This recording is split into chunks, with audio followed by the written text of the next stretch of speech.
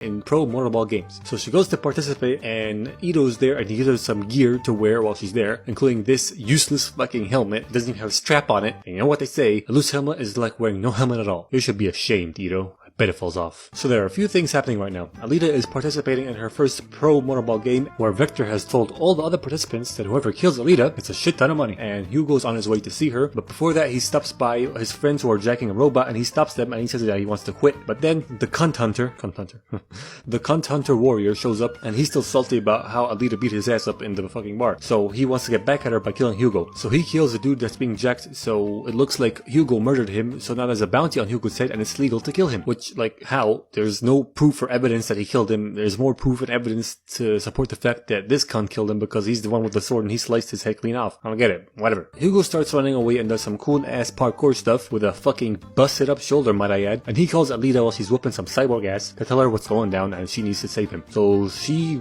breaks out of the fucking ring and tries to save him and while being followed by two death-dealing cyborgs, and she whoops her ass too on the way. Wait a minute, how the fuck did she die? A few seconds ago I just saw this dude and he was literally just a head and he was alive. How the fuck did she die by being split in half? It's just inconsistent, man. It's inconsistent. So she gets to Hugo and not killing him will be a crime because he has a bounty on his head, which is once again bullshit. And he is also dying right now because the cunt stabbed him. So she takes him into a church and she's crying and shit, and then she comes out with his head as proof that she has killed him and she's claiming his bounty and the robots are satisfied. But what actually happened is that Shireen showed up out of fucking nowhere and suddenly grew conscience and helped Alita by chopping his head off and connecting his head to her heart, hence keeping him alive long enough for her to get his head to Ito, making him a robot body. And this obviously works because movie science. However, the cunt hunter warrior finds this out and he's like, oh, you bitch. So she just takes his sword and slices his face off, and apparently the robots are completely fine with this because that's totally legal. She then goes to Vector and then finds out that Shireen has been turned into sushimi. I don't even know what sushimi is, but it just sounds right. Fucking splits Grishka in half and then talks to Nova through Vector, then kills Vector. Then Ito calls her telling her that they came looking for Hugo and he helped them escape, and now Hugo is climbing the fucking Sky City's tentacle cargo transporting shit, and she goes up there to catch up to him and she tells him to stop because it's too dangerous and she's been here before and they're gonna fucking die. Then Nova sends down the spinning ring of death. They both try and jump over it, but only Alita clears it. Hugo gets sliced up to bits and then she tries to save him, but then his arm starts falling apart, which is just shitty workmanship from Ito, honestly, and he falls to his death. So now I guess Alita makes it her life mission to get up to Nova and kill him by being the best motorball player ever, being chosen to go up there. She slices a tear up because she's badass, and then she points her sword up to the sky in defiance of Nova, or she points it at Nova or some shit, and the movie ends. And I don't know why, but I didn't really think that this was the end of the movie. I thought I was halfway through. Maybe because the first time I watched it I was like awake for 2 days before that. Anyway, I give this movie a tits too small, eyes too big out of 87.5.